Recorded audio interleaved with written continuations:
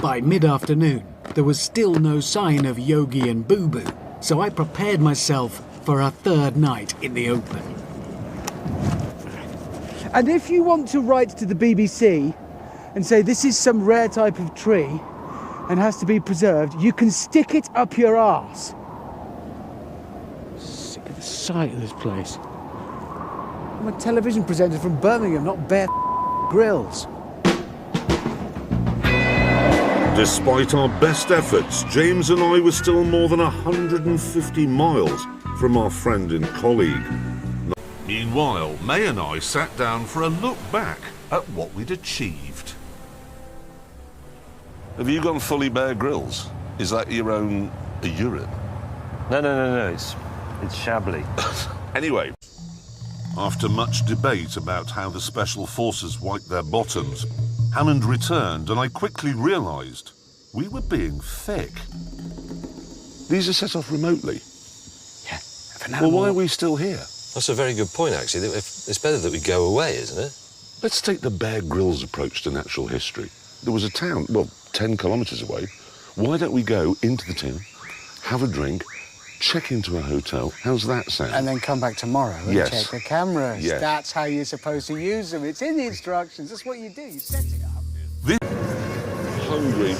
Hungry now. Yeah. And damp, because you forgot And damp, very damp. You know on other TV shows where you've got, like, explorers and stuff? You mean Bear Grylls? Yeah, they don't moan, do they? No, they don't moan because they go back to a hotel at night. Yeah. Oh, I'm being chased by a bear, which is a man in a bear costume. And then he goes to a hotel. We, on the other hand, are stupid enough to sit in a homemade car when it's minus 40 with no drink, no food, and no end in sight to this journey. I'm actually getting fed up. There was no way of driving off the beach where we landed until low tide. So, to kill the time, James went back to code breaking. Hammond and I, meanwhile, realised that in conditions as harsh as these, survival would be tough. We'd need food, so he began with a Bear Grylls hostile environment classic, the improvised beach oven. When you've finished digging your pit, line it with some of the rocks, about half. Then I'm going to light a fire on top of these rocks. I could light a fire in any one of a number of ways here. Piece of broken glass from the sea, focused light from the sun onto a leaf. I'm going to ask the crew for a lighter. There, it's working. And as Bear Grylls says, 3 words in survival. First-class travel and 5-star accommodation, or I won't do it. I, meanwhile, was starting to worry that in this heat on tarmac, my little plastic wheels would be starting to warp. So when I got to the hotel, I also didn't join Jeremy for lunch. I need to find a way of cooling them, build a cooling system out here with nothing. And what I do in situations like this is think to myself, what would Bear Grylls do? Having scoured the shoreline for nature's raw materials, I set to work. Well, fingers crossed. Here's what I've done. Luckily, I found these completely full office water cooler bottles that had been washed up, along with this nylon rope that had also been washed up.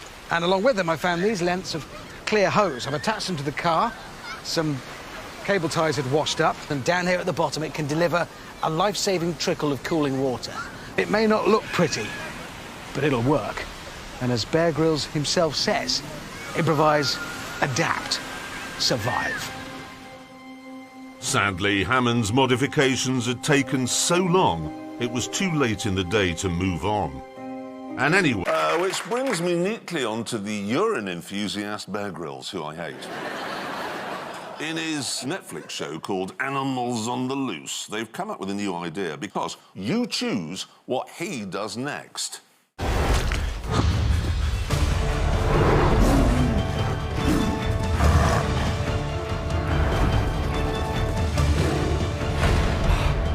size lot. Now, here's the bit where you choose what you should do. The options are, as you can see, go up a tree, get under the truck, or run to the bushes which are in the distance. Interestingly, there's no option of opening the doors on the other side of the car and driving back to the bar at the hotel, which is what I would have done.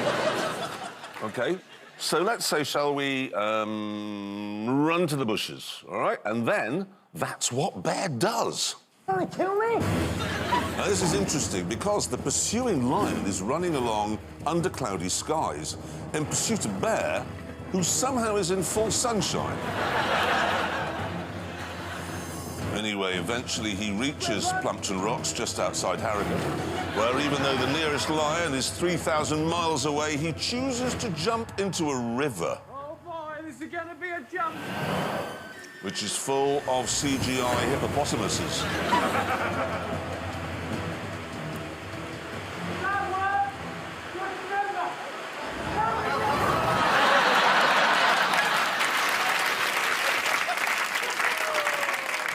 Later in the show, there's a time when he was in Derbyshire, probably, with an anorak and some sticks, trying to stop a fight between a cheetah and a monkey, which were many miles away in Africa.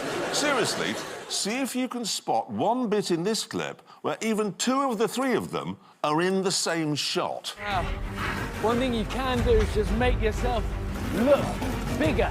Maybe if I use a stick and my jacket, put one limb through each sleeve, and hopefully when I charge at them, they're gonna stop fighting, back away.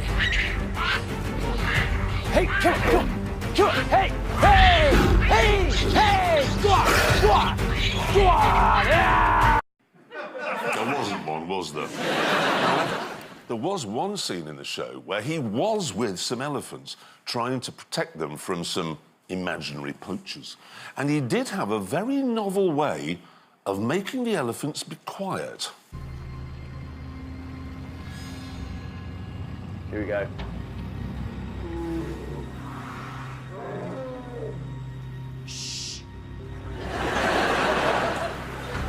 So there we are. All those noble and global efforts to stop the ivory trade, and it turns out all you need do is find a rhino and go, shh. I suppose next week Bear Grylls could address the issue of Amazonian deforestation by walking up to the trees and saying, stay there.